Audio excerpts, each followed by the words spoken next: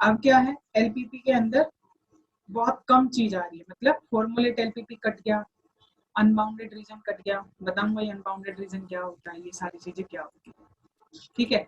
और LPP 6 number की आती थी, 4 में भी आ सकती है, ऐसी कोई दिक्कत वाली बात नहीं है। तो देखो एलपीपी में क्या आपके पास आ रहा है और क्या कटा है, ध्यान से अगर हम देखें तो इस एलपीपी के अंदर हमारे पास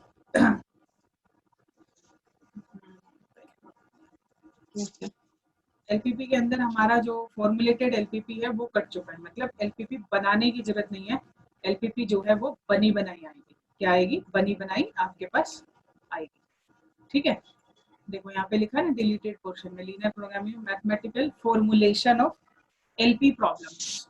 एलपी प्रॉब्लम्स मतलब लीनियर प्रोग्रामिंग प्रॉब्लम्स, अगर शॉर्ट में बोलेंगे तो एलपीपी बोलते हैं, लीनियर प्रोग्रामिंग प्रॉब्लम्स। दूसरा पोर्शन आपका कट गया अनबाउंडेड का, अनबाउंडेड रीजन का आपका कट गया, ये क्या होता है मैं थोड़ा सा बताता हूँ, ठीक है। तो ये पोर्शन आपका कट गया, तो इसका मतलब क्या हुआ, एलपीपी बनी बनाई आएगी और आपको सॉल्व करना होगा, मतलब इसका मतलब समझते हो, इसका मतलब है फ्री के नंबर चाहे 4 में आए चाहे 6 में आए, चाहे 4 में आए चाहे 6 में आए, फ्री के नंबर है, फ्री के, ऐसा बोर्ड में पहले भी हो चुका है। एलपीपी हम बहुत बड़ी करके जाते थे, एलपीपी बनानी होती थी क्वेश्चन को देख के, बट अब एलपीपी बनी बनाई भी कई बार आ जाती है। देखते हैं एलपीपी होती क्या है। तो उससे पहले एलपीपी को समझने से पहले हम एलपीपी के कुछ टर्म्स को समझते हैं, क्योंकि एलपीपी में कुछ टर्म्स है हमारे पास, ठीक है, उनको देखते हैं कौन कौन सी हमारे पास टर्म आ जाती है। 12 चैप्टर है आई थिंक, इसके बाद एनसीआर प्रोबेबिलिटी है। तो एलपीपी हमारी लीनियर प्रोग्रामिंग प्रॉब्लम है, इसमें करना क्या होता है हमें, इसमें हमारा जो एम होता है, हमारा जो ऑब्जेक्टिव होता है, वो प्रॉफिट को क्या करना होता है, बताओ, सब तो पढ़ चुके हो ना। एलपीपी हाँ जी, मैंने एलपीपी लाइक स्कूल में ही मैम ने तो कराया। तो नहीं आई समझ बिल्कुल भी। अरे मतलब शायद मैंने अटेंड नहीं किए थे क्या, मैम ने चलो मैं बता रही वन डे में ही शॉर्ट में एक्सप्लेन कर दिया था। हूँ, हाँ शॉर्ट में किया होगा क्योंकि 2 क्लास से ज्यादा मैडम ने ली भी नहीं होगी, इसमें खत्म कर दिया होगा। देखो, जब भी कोई बिजनेस स्टार्ट करता है तो उसका जो ऑब्जेक्टिव होता है, जिसे हम ऑब्जेक्टिव कहते हैं, एम भी कह सकते हैं, वैसे ऑब्जेक्टिव है, ऑब्जेक्टिव जो होता है उसका उसका ऑब्जेक्टिव होता है मैक्सिमाइज करना प्रॉफिट को, क्या करना, प्रॉफिट को मैक्सिमाइज करना और लॉस को मिनिमाइज करना। हर इंसान जो भी मार्केट में जा रहा है, वो कोई भी बिजनेस करता है, एक छोटे से चाय वाले से लेकर एक टाटा बिरला से लेकर मुकेश अंबानी तक लेकर, हर आदमी यही सोचता है कि जो उसका प्रॉफिट है वो मैक्सिमाइज होना चाहिए, मैक्सिमाइज प्रॉफिट। और उसको क्या काम करना होता है, उसका ऑब्जेक्टिव मिनिमाइज लॉस, और अपने लॉस को जितना हो सके उसको मिनिमाइज करना होता है, मिनिमाइज लॉस। जैसे फॉर एग्जांपल मैं आपको इसका अच्छा एग्जांपल देता हूँ, लॉकडाउन के टाइम में बहुत सारी कंपनियां बंद हो गई, जैसे हीरो साइकिल हमारे हरियाणा में रोहतक में थी, काफी पुरानी कंपनी थी, साइकिल्स बनाती थी, ऐसे और भी बहुत सारी कंपनीज है वो बंद हो गई। क्यों बंद हो गई, क्योंकि लाइक ज्यादा ही लॉस हुआ था इनका। हाँ लॉस ज्यादा होने लग गया, तो लॉस ज्यादा होने लग गया, इस वजह से कंपनी बंद करनी पड़ी, या फिर कुछ ने क्या किया, कंपनी तो बंद नहीं करी लेकिन एम्प्लॉयज को 50% सैलरी देने लग गए, कोई 60 कोई 70%, कईयों ने तो एम्प्लॉयज को निकाल दिया, है ना। जैसे जोमेटो कंपनी ने अपने कई सारे एम्प्लॉय को निकाला, स्विगी ने निकाला, उबर ने निकाला, और भी बहुत सारी ऐसी कंपनीज है जिन्होंने अपने एम्प्लॉयज को निकाला। क्यों निकाला, क्योंकि अपना वो लॉस जो है ना उसको मैनेज नहीं कर पा रहे। तो डेफिनेटली कैसे मैनेज करेगा, जब मार्केट में कोई बाहर निकलेगा ही नहीं तो कैसे बात बनेगी, मतलब मार्केट चलती कैसे है, मार्केट ऐसे चलती है कि जितना सामने वाले की जेब में पैसा होगा ना उतना मार्केट चलेगी। जैसे फॉर एग्जांपल मैं आपको एक छोटा सा एग्जांपल देता हूँ, 1929 में एक महामंदी आई थी, क्या आई थी, महामंदी। अब महामंदी इंग्लिश में क्या होता है इतना ध्यान नहीं है, बट सिंपल वर्ड में बताऊं, ओवर प्रोडक्शन हो जाता है, होता है ना, सुना है ना, 2014 में भी आई थी। तो 1929 में महामंदी आई थी, फर्स्ट वर्ल्ड वॉर के बाद, 1914 से 1918 वर्ल्ड वॉर, 1929 में महामंदी आई थी। तो जब महामंदी आई थी मतलब प्रोडक्शन बहुत ज्यादा हो जाता है, जैसे फ्रिज है, रेफ्रिजरेटर है, टेलीविजन है, मोबाइल है, प्रोडक्शन इतना ज्यादा हो रखा है कि मार्केट में कोई खरीदने वाला नहीं है, तो कंपनी को प्रोडक्शन रोकना पड़ेगा। जब कंपनी प्रोडक्शन रोक देती है तो वो एम्प्लॉइज को निकालना शुरू कर देती है। डेफिनेटली प्रोडक्शन रुक गया, मार्केट में सेल नहीं हो रही, उसके बाद से प्रोडक्शन रुक गया। तो जब प्रोडक्शन रुक गया, लोगों को निकालना शुरू किया, तो अब वो निकालना शुरू किया तो इससे और ज्यादा महामंदी बढ़ने लगी, क्योंकि लोगों की जेब में पैसा नहीं था। पैसा नहीं था तो वो मार्केट में जाके खरीदेंगे। तो उस टाइम एक बहुत एजुकेटेड पर्सन थे, नाम मुझे नहीं पता, ये आपकी एसएसटी की बुक्स में है शायद 10th में। तो उस टाइम एक बहुत अच्छे पर्सन थे, उन्होंने क्या किया, उन्होंने कहा, एक सजेशन दिया अपना। उन्होंने एक सजेशन ये दिया कि आप ना कंपनीज के एम्प्लॉइज को मत निकालो, चाहे उन्हें 50% सैलरी दो, बुलाओ डेली, चाहे उनको सारा दिन खाली बिठाओ, कोई दिक्कत नहीं, सारा दिन खाली बिठाओ, चाहे 50% दो, चाहे कम पैसे दो, लेकिन दो। तो उन्होंने क्या किया, इससे क्या होगा, और चाहे कुछ दूसरा काम करा लो, सफाई करा लो, कुछ और करा लो, मेंटेनेंस करा लो अपनी मशीनों की, कुछ एटलीस्ट करा लो। मत। हाँ जी,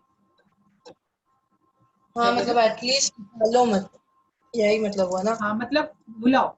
अब इससे क्या हुआ, जब कंपनी ने उनका आइडियाज माना, इससे क्या हुआ कि लोगों की जो पॉकेट है ना, उसके अंदर पैसे जाने लग गए। क्या जाने लग गए? पैसे जाने लग गए। जब उन लोगों की पॉकेट में पैसे जाने लगे तो वो मार्केट में गए, और मार्केट में जाने के बाद उन्होंने सामान खरीदा।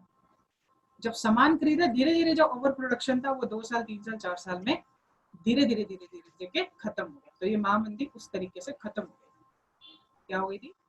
महामंदी उस तरीके से खत्म। तो उस टाइम और आज के टाइम में बहुत बड़ा डिफरेंस है।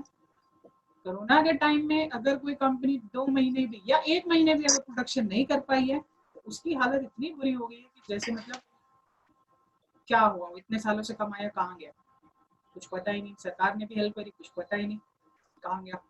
ठीक है, स्कूल का सेम ऐसी सिस्टम, इतने सालों से कमा रहा है, फिर भी स्कूल अगर 1 महीना 2 महीने फीस नहीं लेता तो क्या चला जाता। बट वही बात है, कहाँ गया। तो 1 महीने के अंदर यहाँ पे इतनी हालत खराब होगी, लेकिन वहां देखो पहले के टाइम में इतने अच्छे से संभाल लेगा, 2014 में भी। ठीक है, तो इस तरीके की चीजें आती है। ठीक है, same as it is Maruti company में हुआ था। मारुति में क्या हुआ था इस बार, गाड़ियां बिक नहीं रही थी। क्या नहीं बिक रही थी? अभी लॉकडाउन के टाइम कारें बिक नहीं रही थी, तो कारें बिक नहीं रही थी तो प्रोडक्शन थोड़ा सा कम करना पड़ा। बिल्कुल नहीं स्टॉप किया उन्होंने, प्रोडक्शन कम करना पड़ा। बट अब बात करें तो प्रोडक्शन ऐसे जा रही है, ऐसे जा रही है जिसकी कोई हद नहीं, पहले से भी ज्यादा। ऐसा क्यों हो गया? ऐसा क्या हो गया? ऐसा इसलिए हो गया कि जो बंदा 2 व्हीलर चलाता था, बाइक चलाता था, वो आज भी 4-4.5 लाख की, चाहे वो लोन पे ले चाहे कैसे ले, ऑल्टो लेना पसंद करता है। जो बंदा बस में जाता था वो अपनी एक सिंपल ऑल्टो सीएनजी लेना पसंद कर रहा है, क्योंकि कोरोना का टाइम है, वो कहता है बस में जाना में ठीक नहीं है या बाइक पे जाना ठीक नहीं है, तो इस वजह से गाड़ी लेना पसंद कर रहा है। तो क्या हो गया, प्रोडक्शन और ज्यादा बढ़ गया। ठीक है, इस तरीके से मार्केट चलती है हमारी। Same as it is GDP के ऊपर बात करते हैं। हमारी जीडीपी इंडिया की इतनी डाउन क्यों जाती है?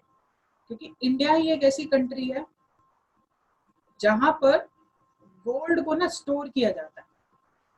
किया जाता है या नहीं किया जाता? भाई लोग घरों में सोना रख लेते हैं, भाई कितने का जी, 5 तोला है, किसी घर में 10 तोला है। अभी सेक्टर 70 में चोरी हुई थी, अभी कल पढ़ रहा था न्यूज़पेपर, तो उनके घर से सोना चोरी हुआ, उसको पकड़ लिया जिसने चोरी किया, तो 50 लाख का गोल्ड। मैंने कहा 50 लाख का गोल्ड घर में रखो। तो यहाँ पे क्या होता है, जीडीपी इसलिए नहीं बढ़ती, ग्रोथ इसलिए नहीं बढ़ती, लोग गोल्ड में इन्वेस्ट करते हैं। बाकी दुनिया की कोई ऐसी कंट्री नहीं है जो गोल्ड में इन्वेस्ट करती है। दुबई तक कर दिया इसने, इंडिया में लोग कर लेते हैं। क्यों? अगर मेरे पास मान लो 50 लाख का मैं गोल्ड खरीद रहा हूँ, तो वो बाहर कहा गया, बाहर तो गया ही नहीं ना पैसा। लेकिन अगर मैं वही 50 लाख डिफरेंट डिफरेंट चीजें मार्केट से खरीदता हूँ, कभी गाड़ी खरीद लेता हूँ, कभी फ्रिज खरीद लेता हूँ, कभी बड़ा एलसीडी खरीद लेता हूँ, तो वो कहीं ना कहीं जीडीपी में हेल्प करेगा। लेकिन अगर मैंने 50 लाख का सोना लेके स्टोर कर लिया तो वो जीडीपी में हेल्प नहीं। तो ये सबसे बड़ा रीजन होगा। तो इस पूरी एलपीपी के अंदर हमारा जो एम होगा, ऑब्जेक्टिव होगा, वो यही होगा कि मतलब प्रोडक्शन को बढ़ाया जाए, सॉरी प्रॉफिट को भी बढ़ाया जाए और लॉस को मिनिमाइज किया जाए। ठीक है, ये सबसे बड़ा रीजन है। ऐसे बहुत सारी जगह हैं जिस तरीके से लोग इस तरीके से मार्केट के खेल करते हैं। शेयर मार्केट्स हो गई, पैसे लगाना हो गया, म्यूचुअल फंड्स हो गया, ये सारी चीजें वही चीजें होती हैं, ठीक है। जैसे बिजली का बिल हो गया हमारा, ठीक है, हरियाणा के अंदर बिजली का बिल आता है हमारा 2 मंथ का, दिल्ली के अंदर बिजली का बिल आता है 1 महीने का, हर महीने आता है। तो दोनों में बिल का डिफरेंस हो जाता है। क्यों डिफरेंस हो जाता है? रीजन बीइंग दैट कि इंडिया में एक लिमिट है भाई, अगर आपने महीने की 200 सॉरी हरियाणा में 200 यूनिट चार्ज करी तो आपकी 4 रुपए पर यूनिट के हिसाब से लगेगा, मतलब 200 यूनिट के 800 रुपए हो गए, प्लस जीएसटी मिला के लगभग लगभग थोड़ा बहुत ऊपर 1100 के आसपास बिल बन जाएगा। और 400 से ऊपर भी चली गई आपकी, मान लो 450 चली गई, तो 400 तक आपके 4 पे यूनिट लगेंगे, और बाकी 50 यूनिट एक्स्ट्रा पे आपके 6 रुपए पर यूनिट लगेंगे। 400 के बाद एक रूल बना रखा है 200 यूनिट के बाद, है ना, मतलब 250 यूनिट पे, सॉरी 250 यूनिट पे 6 रुपए लग जाएंगे, क्योंकि 200 तक उन्होंने 4 रुपए फिक्स कर रखे, उसके बाद जितनी गई उस पर 6, ऐसे रेंज बना रखी। तो बिल क्या हो गया, बढ़ गया।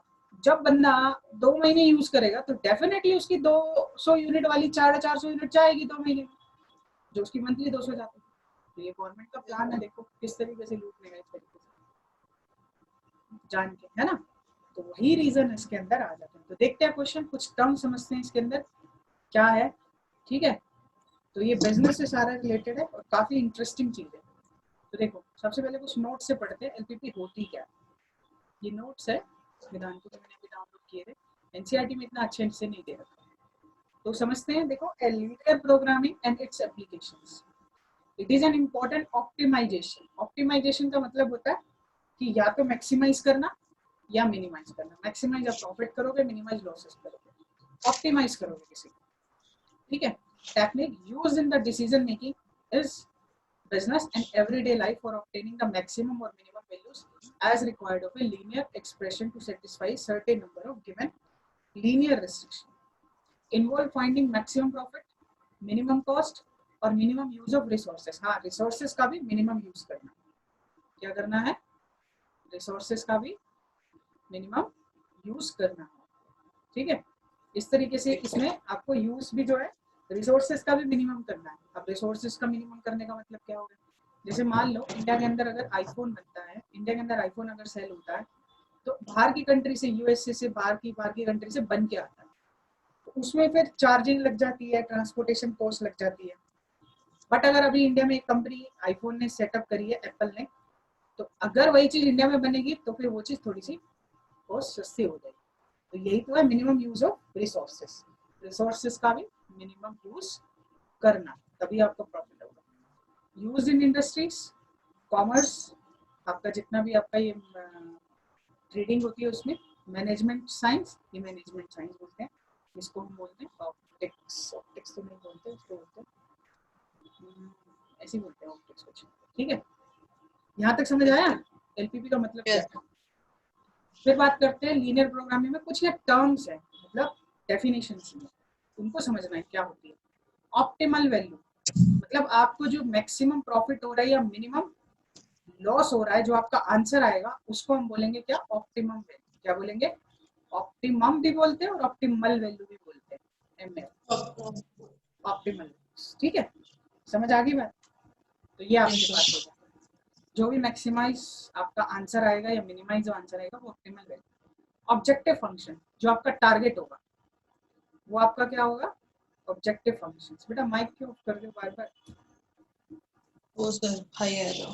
अच्छा ठीक है। देखो नेक्स्ट क्या है हमारा, ऑब्जेक्टिव फंक्शन। ऑब्जेक्टिव फंक्शन का मतलब जो हमारा ऑब्जेक्टिव है, ऑब्जेक्टिव क्या है, मैक्सिमाइज और मिनिमाइज।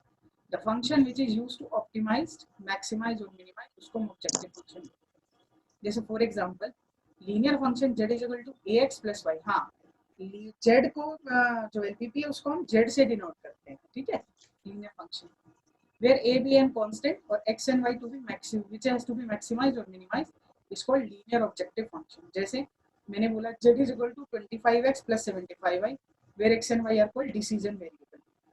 जैसे decision variable कैसे, मैं आपको एक छोटा सा एग्जांपल बताता हूँ। मान लो x जो है वो पेन की कॉस्ट है, x जो है नंबर ऑफ पेन्स है, y जो है नंबर ऑफ पेंसिल्स है, और एक पेन 250 रुपए का है और एक पेंसिल 275 रुपीज की है, ठीक है। समझ में आ गई बात। और एक दिन में यस आप सर। एक्स पेन्स बनाते हो और वाई पेंसिल्स बनाते हो, तो टोटल आपको प्रॉफिट कितने का होगा, जो आपकी टोटल इनकम होगी वो ये होगी कि नहीं होगी? होगी। Yes sir.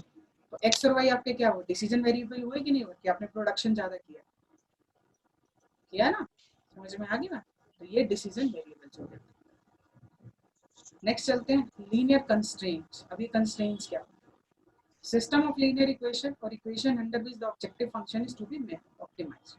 मतलब अब आपके पास जब ऑब्जेक्टिव फंक्शन बन गया तो आपकी कुछ कंडीशंस भी होंगी। जैसे कंडीशंस क्या होगी? मान लेते हैं मारुति कंपनी ने या हीरो होंडा ने, जिसने भी एक बाइक बनाई है, उसने ये तो डिसाइड कर लिया कि भाई इतने दिन में इतनी बाइक्स बनेगी और मैं इतने रुपीस की सेल करूंगा। ठीक है, ये सब तो डिसाइड हो चुका है। अब कंस्ट्रेंट भी तो डिफाइन कर दिया ना उसको। अब वो कंस्ट्रेंट क्या होंगे? भाई नंबर ऑफ एम्प्लॉय में कितने रखूं? अगर मेरे को प्रॉफिट अच्छा हो रहा है लेकिन मैंने एम्प्लॉय ज्यादा रख लिए तो फिर मेरे को प्रॉफिट कहाँ से होगा? सैलरी देनी पड़ेगी। प्लस नंबर ऑफ एम्प्लॉयज में मैं कितनी सैलरी दूंगा? जैसे आजकल क्या चलता है कि एक कंपनी में बॉस होता है, उसके नीचे 4 बॉस होते हैं, एक बॉस के अंदर 200 250 100 से ऊपर लोग काम करते हैं। जो बॉस होता है उसकी सैलरी 70 80 हज़ार होती है, मतलब बॉस से नीचे। और जो उसके नीचे लोग काम करते हैं 100 150 200 लोग, उनकी सैलरी 20 25 हज़ार होती है। तो ये डिसाइड करना भी आपका कंस्ट्रेंट है, अदरवाइज कैसे बात बनेगी? ठीक है। नेक्स्ट कहता है लीनियर इनइक्वालिटीज, इक्वेशन और रेस्ट्रिक्शन ऑन द वेरिएबल। जो भी आपने रेस्ट्रिक्शन लगाई है, भाई मैंने बाइक स्प्लेंडर इतनी बनाऊंगा, पैशन इतनी बनाऊंगा, क्योंकि मुझे पैशन पे ज्यादा प्रॉफिट होता है, स्प्लेंडर पे कम होता है, तो मैं इस पे ज्यादा बनाऊंगा। तो ये भी आपका एक कंडीशंस लेके चलते हो। Also called as overriding condition और कंस्ट्रेंट। सिंपल वर्ड में इसको कंस्ट्रेंट बोलते हैं। The condition x is greater than equal to 0, y is greater than equal to 0 called non-negative constraint. क्या होता है? क्या होता है ये? बोलो। हेलो, सुनाई दे रहा है? हाँ सर क्या? Last line. The condition x is greater than equal to 0 and y is greater than equal to 0 are called non-negative constraint. इसका मतलब समझ आ रहा है? ऊपर वाले को कंस्ट्रेंट बोलते हैं। हाँ जी। हाँ हाँ। नॉन नेगेटिव कंस्ट्रेंट है। नॉन नेगेटिव का मतलब है जो आपने x और y लिए हैं वो नंबर्स हैं, पॉजिटिव होंगे। ठीक है, x is greater than equal to 0, y is greater than equal to 0, ये पॉजिटिव होंगे। ठीक है, तो इस तरीके से हम इस तरीके से बात करते हैं। ठीक है, तो वही वाली सारी चीजें हैं। अब ये जीरो भी हो सकते हैं। अब ऐसा जरूरी नहीं है कि हर दिन आपकी हर चीज बिकेगी। जैसे बिग टॉयज सुना है आपने? कार बनाता है, सुना है आपने? बिग टॉयज है ना, पुरानी कारों को लेके मॉडिफाइड करके उनको बेचता है ना? सुना है ना? अब उसका अगर बात करें, उसकी गाड़ी करोड़ों में होती है, बताइए आपको, है ना? ऐसी बहुत सारी गाड़ी है उसकी करोड़ों में। उसने सचिन को भी दी है और उसने शाहरुख खान को भी गाड़ी दी है अपनी। ठीक है, एमडी यूनिवर्सिटी का पढ़ा हुआ है, 2000 कुछ का बीटेक की हुई है उसने, तो उसने ये सब शुरू किया अपना बिजनेस। तो इस तरीके से हुआ। अब उस गाड़ी के अंदर अब जब जाओगे ना उसके शोरूम में, ऐसे ऐसे दिन भी आते हैं कि पूरे दिन में एक गाड़ी भी नहीं बिकती। मतलब अगर उसका एक बार आया था, मैंने पढ़ा था भाई, तो उसकी जो गाड़ी है ना, ओवरऑल एक वीक में, मतलब जितने भी शोरूम है all over the India, 1 week के अंदर 6 7 गाड़ियां बिकती होंगी बस, ऑल ओवर द इंडिया। अगर बात करें जहां जहां उसके शोरूम है, दिल्ली हरियाणा पंजाब जहाँ पे भी, तो 6 7 गाड़ी। तो क्या हो गया? 6 7 बिकती गाड़ी तो करोड़ों में है ना। ये भी बिक गई तो इतना सारा प्रॉफिट है। ठीक है, तो ये सारी चीजें नॉन नेगेटिव कंस्ट्रेंट हो सकता है, जीरो भी हो सकता है आपका प्रोडक्शन, इसमें कोई बड़ी बात नहीं है किसी चीज का। ठीक है, फिर आता है नॉन नेगेटिव रेस्ट्रिक्शन और variable consider for decision assume non negative values. Definitely X और वाई की वैल्यू नेगेटिव नॉन नेगेटिव रहेगी। Optimization problem. अब हम प्रॉब्लम को ऑप्टिमाइज कर रहे हैं, मतलब सॉल्व करना स्टार्ट कर रहे हैं। A problem which seeks to maximize or minimize linear functions says of two variables x and y subject to certain constraints are determined by a set of linear inequalities. ठीक है, linear inequalities. जैसे inequalities का मतलब क्या हुआ, इसका मतलब समझा देता हूँ। मान लो मैंने बोला कि मुझे प्रॉफिट कमाना है, तो दिवाली का सीजन आ रहा है, अब अपनी मान लो मारुति को अपनी कार बेचनी है, तो उसने एक आइडिया लगा के चला कि जो गुड़गावा के अंदर मेरे को पर डे कार है वो कम से कम 1000 या 1000 से ज्यादा बेचनी है। 1000 या 1000 से ज्यादा बेचनी है। तो वो क्या बन जाएगा? x is greater than equal to 1000। या तो 1000 बेच दे तब भी प्रॉफिट अच्छा खासा है, 1000 से ज्यादा भी बेच दे पर डे में तब भी अच्छा खासा प्रॉफिट है। तो उन्होंने एक टारगेट सेट किया, तो वही आपके पास बोल रहा है लीनियर इनइक्वालिटीज, ये इनइक्वालिटीज का काम कर गई ना। Yes, sir. Linear programming problems are special type of optimization problem, ठीक है। उसके बाद बात करता है the term linear implies that the mathematical relation used in problem are linear relation, the powers of given x, y, z. The term programming refers to the method of determining a particular program or a plan of a function. जैसे आज हम maths में copy pen में solve कर रहे हैं, आजकल ये सारी चीजें सॉफ्टवेयर में सॉल्व होती है, ठीक है। किसमें होती है? सॉफ्टवेयर में सॉल्व होती है। कौन सॉल्व करता है इन सारी चीजों को? जैसे कंपनी में बहुत सारे होते हैं, डाटा एनालिस्ट होते हैं, ठीक है। क्या होते हैं? डाटा एनालिस्ट, जो डेटा को अपने रखते हैं, ठीक है, वो भी इस तरीके की चीजें करते हैं। तो ये सारी चीजें सॉफ्टवेयर में। अब आ जाते हैं हम एलपीपी के ऊपर। एलपीपी की शक्ल कैसे होती है उसको थोड़ा सा समझते हैं। एलपीपी की जो जनरल फॉर्म है, क्या है? General form. General. तो जनरल फॉर्म क्या होती है? वो यही होती है, मैक्सिमाइज या minimize z is equal to c1x1 c2x2 dot dot dot cnxn। x1 x2 x3 आपको पता ही है क्या है भाई, नंबर ऑफ पेंसिल, पेन्स, कुछ भी हो सकता है, रबर्स, इरेजर्स, ये सब। c1 c2 c3 कांस्टेंट है, कॉस्ट हो सकती है पर की, तो ये आपका है तो मैक्सिमाइज करेगा। फिर आ जाता है सब्जेक्ट टू कंस्ट्रेंट, हाँ, और इसी को हम क्या बोलेंगे? Objective function. Subject to constraint and non negative restriction, a11x plus a12x plus a1nxn। जो x1 x2 xn आपने बनाए उसके ऊपर कुछ रेस्ट्रिक्शन डाल दी भाई, इन सब का जो सम है वो ग्रेटर देन और लेस देन v1 से होना चाहिए। ऐसे so one dot dot dot dot dot नीचे आ गए, और साथ में इसने वेयर लिखा साथ में, मतलब नॉन नेगेटिव कंस्ट्रेंट भी लिखा x1 x2 x3 greater than equal to 0। तो ये एलपीपी की फॉर्म है। फिर सॉल्यूशन है, सॉल्यूशन में बताऊंगा भी कैसे निकालते हैं। Set of values of x1 x2 xn satisfying the constraint is called solution। फिर आता है feasible solution। what do you mean by feasible solution? a set of x1 x2 satisfying the constraint and non negative restriction। आपने x1 x2 की value निकाल दी जो इन सारी condition को satisfied करती है, इनइक्वालिटीज को, और साथ में इसको भी सेटिस्फाइड करती है, नॉन नेगेटिव कंस्ट्रेंट, वो आपका feasible solution होता है।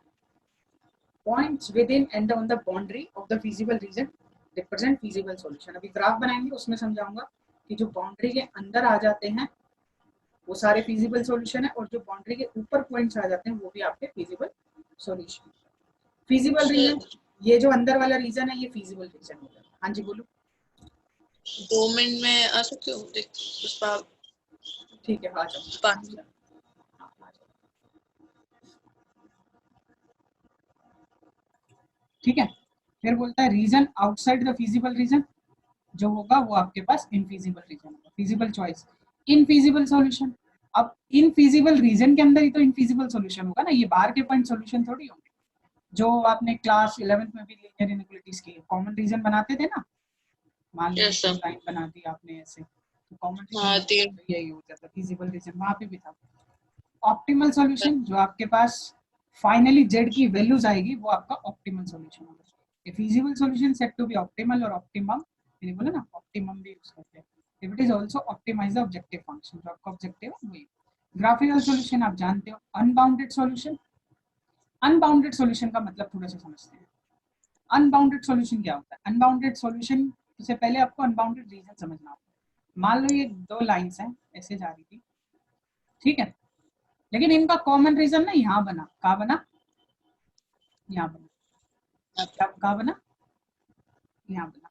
अब अनबाउंडेड रीजन इनका यहाँ पे बना, तो जब इनका अनबाउंडेड रीजन इनका यहाँ पे बना, तो अब आपको ये बताना है कि मैक्सिमाइज कहाँ होगा और मिनिमाइज कहाँ होगा।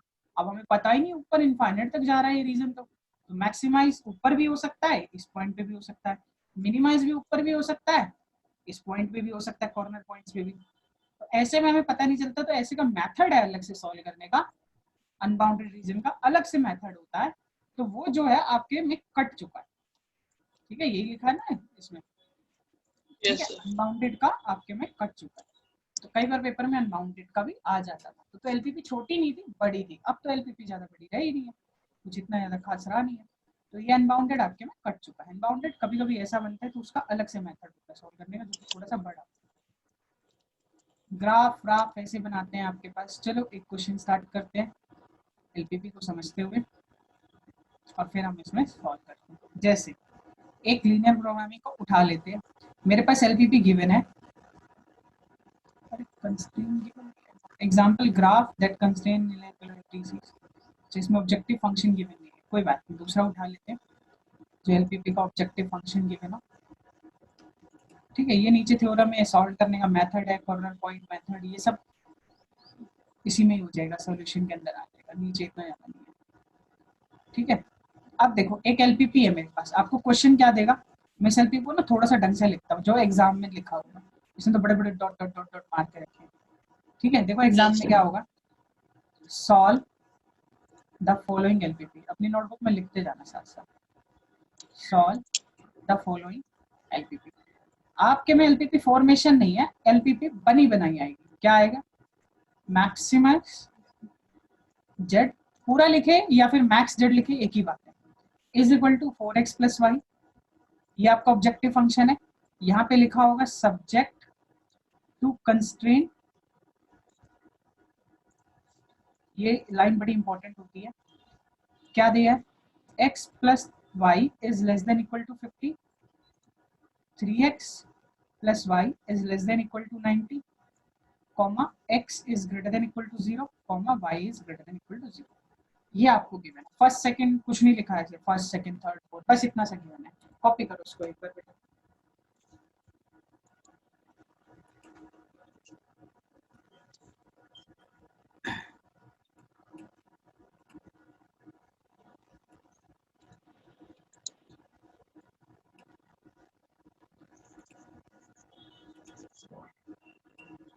कर लिए कॉपी, ठीक है,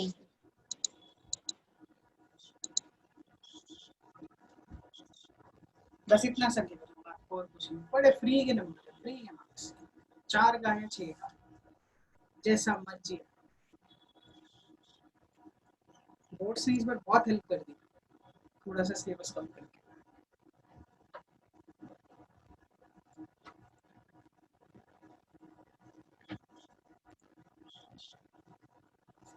कर लिया कॉपी, यस सर, देखो अब इसको हम सॉल्व करते हैं, क्या करते हैं, सॉल्व करते हैं, देखो कैसे सॉल्व करते हैं, ये हमारे पास एलपीपी है।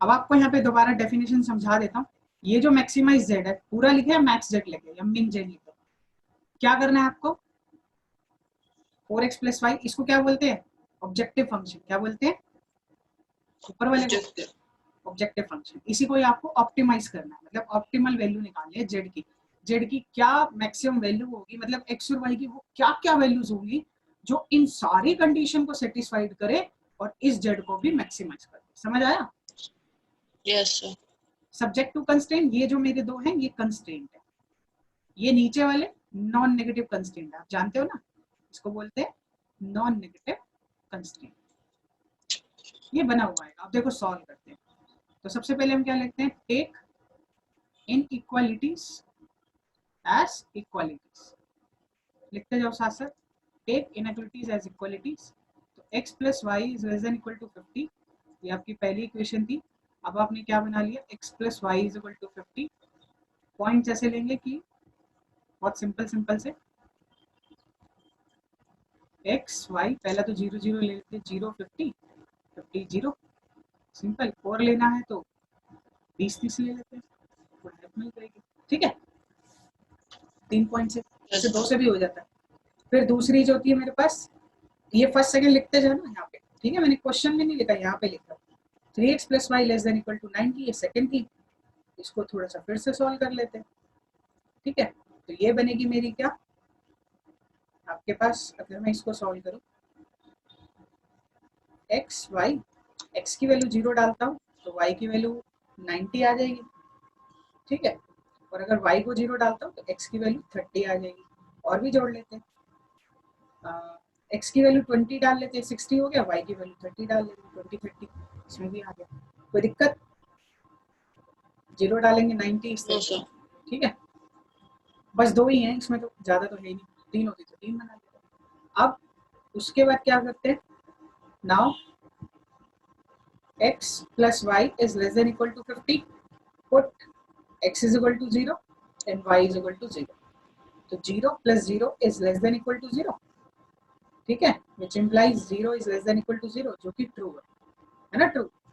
ये नहीं फॉल्स मत बोलना कि आप जीरो से छोटा कैसे होता है, इक्वल तो होता है, इनइक्वलिटी में एक भी चीज सेटिस्फाई करती है तो हो जाता है। दूसरा कैसा है, 3x plus y is less than equal to 90, which implies 0 plus 0 is less than equal to 90. आपकी आवाज हाँ जी, क्या कह रहे हो? आपकी आवाज थोड़ी लैग हो गई बीच बीच में। अच्छा कोई बात नहीं, मैं तेज बोलता हूँ, वो थोड़ा स्लो बोल रहा था। ठीक है, यहाँ तक दिख गया ना, समझ आ गया? Yes sir. कॉपी कर लो एक बार यहाँ तक, अच्छे से कॉपी कर लो। फ्री के नंबर है बेटा, फ्री के, बार बार कह रहा हूँ, बिल्कुल फ्री के नंबर है,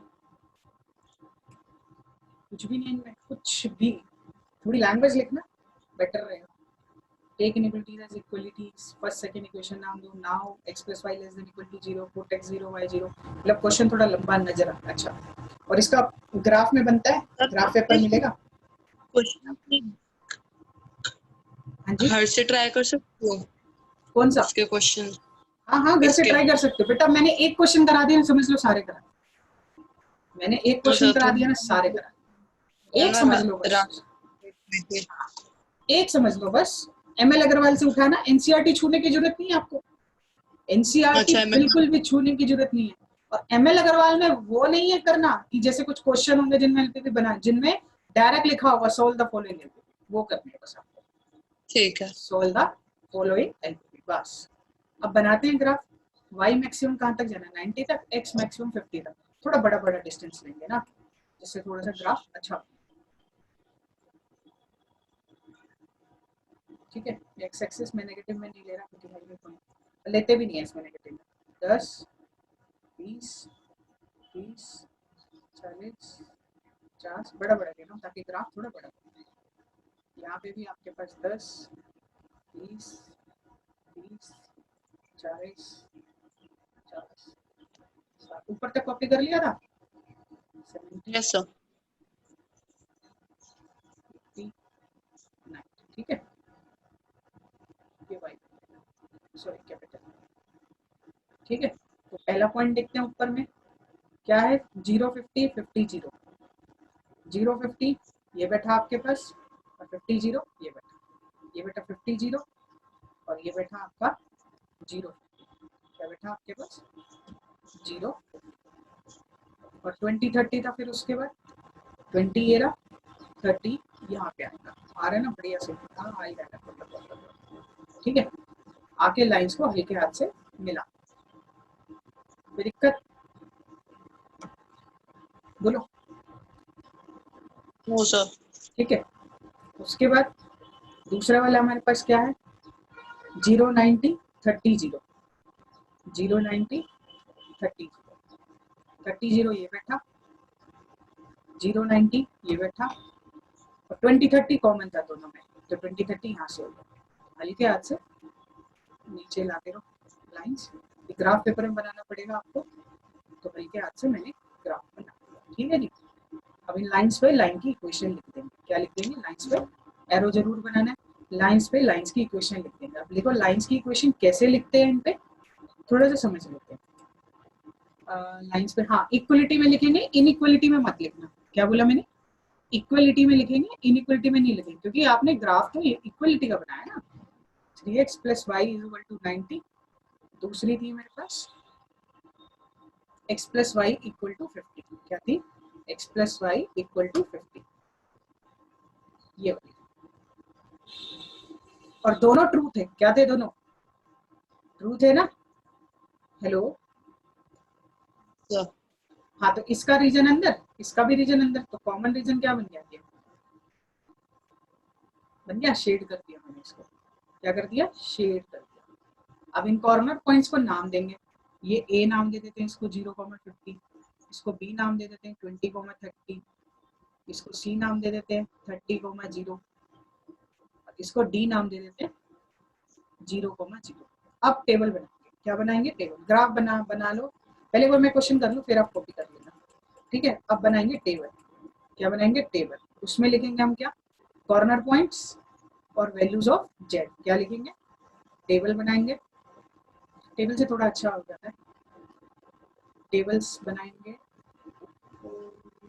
चलो हो जाएगा, कोई दिक्कत नहीं। तो अच्छा एक और हाँ हो जाएगा, यहाँ लिखेंगे कॉर्नर पॉइंट्स और यहाँ लिखेंगे वैल्यू ऑफ जेड। जेड क्या था बताओ एक बार नोटबुक में, क्या था जेड? जेड क्या था बेटा? Objective function 4x + 5। सो गए क्या? हेलो, सुनाई दे रहा है बेटा?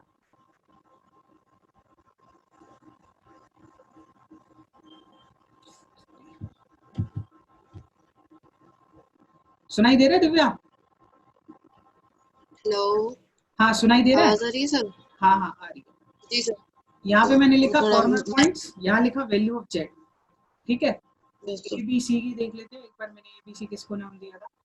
0,50, 20,30, 0,50, बी नाम दिया था 20,30 और यहाँ नाम दिया था मैंने 30,0। अब डालते हैं इसमें, ठीक है? तो देखो अगर मैं डालूंगा 0,50 पहले वाले में, तो जेड की वैल्यू आ जाएगी 50 आ जाएगी। दूसरे में 20,30, 24 जा 80, 80 + 30 110, 30,0 डालूंगा तो 120 और फिर लास्ट में 0 डालूंगा तो 0। अब ऑब्जेक्टिव फंक्शन को देखते हैं। मैक्सिमाइज करना था मिनिमाइज, बताओ ऐसा आपको ऑब्जेक्टिव फंक्शन मैक्सिमाइज करना था या मिनिमाइज?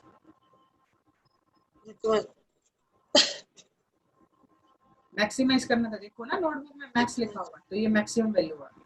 क्या आ गई मैक्सिमम वैल्यू? 120 आ गई ना पूरे में। अगर मिन बोलता तो फिर 0 हो जाता। तो इसका मतलब क्या हुआ, जो मैक्सिमम प्रॉफिट होगा तो हम लास्ट में लिख देंगे मैक्सिमम वैल्यू, सॉरी प्रॉफिट नहीं, maximum value of Z is 110 when x = 30 and y = 0। बस, आपका टीचर ने ज्यादा कुछ नहीं चेक करना, टीचर ने आपका आंसर चेक करना है और आपका ग्राफ चेक करना है, दैट्स ऑल। टेबल बनाना बहुत इंपॉर्टेंट। करो एक बार, कॉपी करो, कोई डाउट है तो पूछो। ये टेबल बने, कॉपी कर ली यहाँ तक? Take inability size equality first second equation यहाँ तक कर लिया? Yes sir. ठीक है, ये पुट x = 0 y = 0 कर लिया? एक सेकंड सर, ये नहीं किया।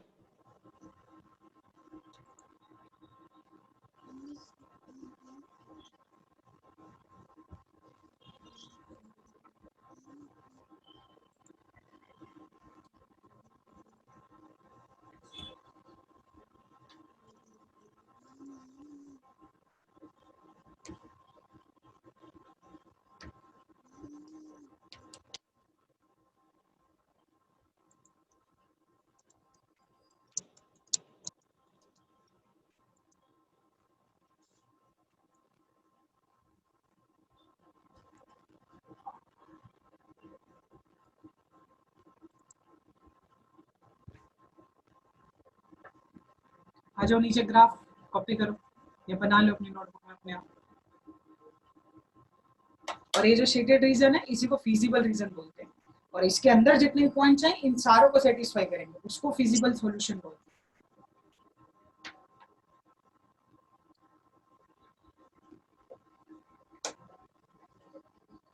ट्रू होता है तो ओरिजिन की तरफ होता है शेडेड रीजन, फॉल्स होता है तो ओरिजिन के बाहर जाता है।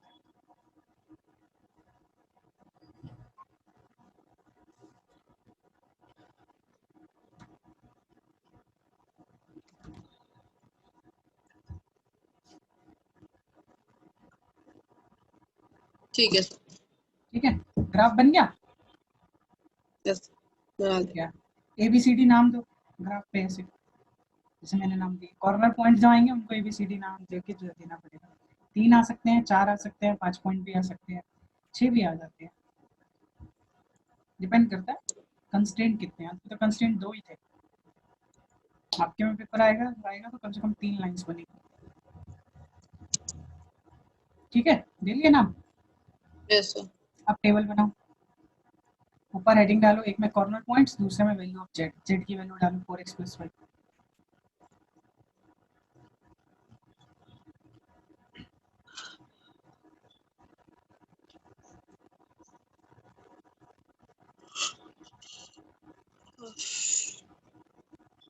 ठीक है सर।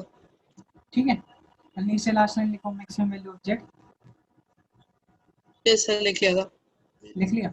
अब एक बार चेक कर लेते हैं इसका सॉल्व किया होगा, इसने कैसे सॉल्व किया। ग्राफ हमारा सेम बना है बिल्कुल, यस सर। ठीक है। टेबल हमारी सेम बनी है, corner point corresponding value of Z या वैल्यू ऑफ जेड इसे हाँ लिख सकते हैं। हाँ मैक्स मैक्सिमम मैक्सिमम लिख दिया। बस बंदे ने, हाँ ये लास्ट लाइन लिखनी बड़ी इंपॉर्टेंट है। कौन सी last line? Yes Hence the maximum value of z is 120 at the point 30, या when x is ठीक। equal to 0, हाँ sorry x is equal to 30, y is equal to। अब पूरे क्वेश्चन को एक बार दोबारा देखो।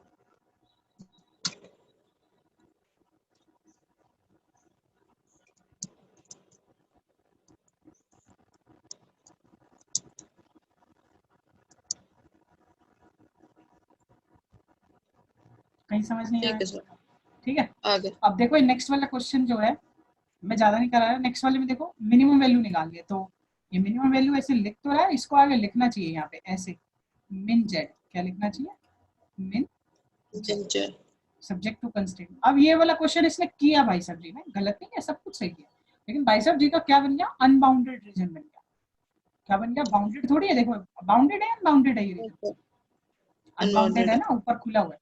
तो ये वाला यस टॉपिक हमारे में कट चुका है, इसका अलग मेथड था सॉल्व करने का, और अच्छा हुआ ठीक काट है। दिया गया। ठीक है। तो जहां तक मेरे पेन चले हुए बस वहीं तक पढ़ना, इससे ज्यादा नहीं पढ़ना। एलपीपी सिर्फ इतनी सी है। अब बात करते हैं ठीक है। फॉर्मुलेटेड एलपीपी क्या होती है ना, जो हमारे में कटी है, इसको थोड़ा सा समझ लेते हैं। देखो फॉर्मुलेटेड एलपीपी क्या होती है, ठीक है। फॉर्मुलेशन, जैसे मान लो मैं आपको छोटा सा क्वेश्चन, देखो आपके में ऐसे आएगा, determine the graphical minimum value of objective function this. Z लिखा, मिनिमम ऊपर लिख दिया, तो इसलिए जान के यहाँ पे मेन नहीं लिखा। सब्जेक्ट टू कंस्ट्रेंट, नीचे देखो 3 लाइंस है ना इसको, लेकिन यस बाइसेप जी का अनवांटेड है इसलिए हम छोड़ सकते हैं। ठीक है। अब देखो ये होती है आपके पास, हाँ 12.1 आप कर सकते हो। क्या कर सकते हो? 12.1 आप कर सकते हो, बट 12.1 में पीछे से आंसर एक बार चेक कर लेना, अनबाउंडेड वाला ना हो कोई, तो अनबाउंडेड में दिक्कत हो जाएगी। ठीक है।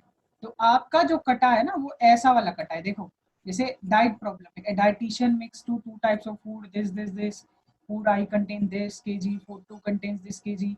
नेक्स्ट लिखा है, देखो क्या लिखा है, formulate this problem as LPP और टू मिनिमाइज द कॉस्ट। तो यहाँ पे आपको लेट मानना पड़ता है, एक चीज को एक्स दूसरे को वाई, फिर आप एलपीपी बनाते हो, तो एलपीपी आपकी बनाते हो, ठीक है, बनाने के बाद फिर आप सॉल्व करते हो। यहाँ हल्की सी गलती एलपीपी बनाने में, लेस देन की जगह ग्रेटर देन डाल दिया, तो गए काम से, फिर क्वेश्चन बन, फिर आप उसको सॉल्व करते हो। तो ये चीज कट गई, बहुत अच्छा किया, कुछ बचा ही नहीं अब उसमें। समझ आई मेरी बात? ठीक है। Yes sir. एमएल अग्रवाल से कैसे क्वेश्चन करोगे? जहां डायरेक्ट लिखा होगा सॉल्व, जैसे 12.1 के अंदर है ना, 12.1 के अंदर क्या लिखा? Direct minimize Z. ये हम पे स्पेस नहीं था भाई साहब जी के पास, इसलिए भाई साहब जी ने लाइन से ऐसे लिखा, लेकिन ये एलपीपी की फॉर्म नहीं है, सब्जेक्ट टू कंस्ट्रेंट ऐसे नीचे लिखा जाता है। ठीक है, इस तरीके से। जैसे इसका एग्जांपल ऊपर एक देख लेते हैं, ये रहा, देखो ये रहा क्वेश्चन। अच्छा यहीं से कॉपी किया हुआ है, देखो वेदांतु वाले ने, एनसीईआरटी के शुरू के 2 एग्जांपल उठा के वेदांतु वाले ने डाल दिए। मेरे को लगता है थ्योरी भी ऊपर से कॉपी की है सारी। ठीक है, तो इसको करो, बाकी मैं पीडीएफ भेज देता हूँ। अगर इसमें से कुछ टर्म हम समझ नहीं हो भाई, फिजिबल रीजन क्या होता है, फिजिबल क्या होता है, ठीक है, बाकी मैं वीडियो भी शेयर कर दूंगा, आप कर सकते हो आराम से। लेकिन मैं आपको ये सजेस्ट करूंगा, एलपीपी का क्वेश्चन करना है ना, एक दिन में एक एक करते रहो, आपकी जितनी छुट्टियां बहुत है आपके लिए, पर डे 1 या 2 क्वेश्चन करते रहो, आपका काम हो जाएगा। बहुत है, ज्यादा टाइम मत देना क्योंकि पीछे का छूट जाएगा आपका। ठीक है, यस आपको सर। इंटीग्रेशन बहुत अच्छे से करना है, आपको एओआई में भी टाइम देना है, आपको डिफरेंशिएशन में भी देना है, कंटिन्यूटी में भी देना है। ठीक है, ये नहीं कि छुट्टियां ज्यादा है मेरे पास और आराम से मस्ती में करने लगता है।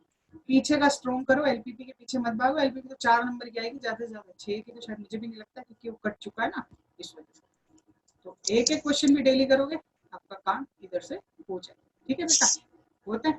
यस ठीक है, नेक्स्ट क्लास में एमएल से कर सकते हो, 2 क्वेश्चन करो, आधा घंटा लगे, और ग्राफ पेपर पे सॉल्व करो। हाँ सबसे बड़ी बात, ग्राफ पेपर पे सॉल्व करो, नोटबुक में मत करो।